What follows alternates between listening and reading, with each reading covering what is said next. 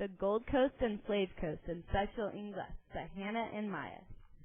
Once upon a time in the 1500s, in a land far, far away we call Europe, there lived people called Europeans. These people, called Europeans, were very interested in trade, but decided that they could expand their trade to unknown lands.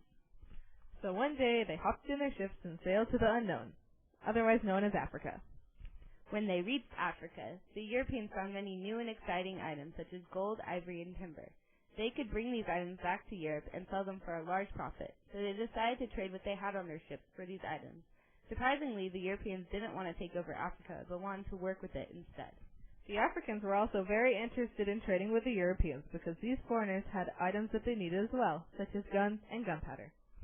Soon after, the Africans and Europeans established trading centers along the coast of Africa, so the Europeans could sail down at any time and trade with the natives for what they needed.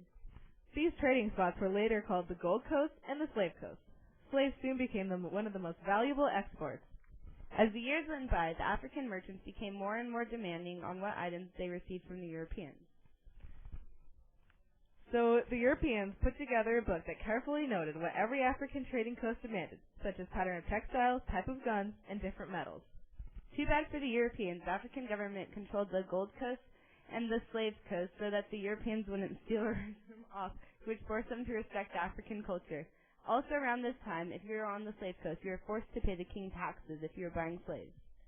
In the 1700s, the Europeans finally noticed that because they were trading all these guns and gunpowder, the African military was growing and becoming stronger.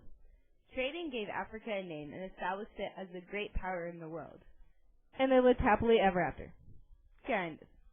The end.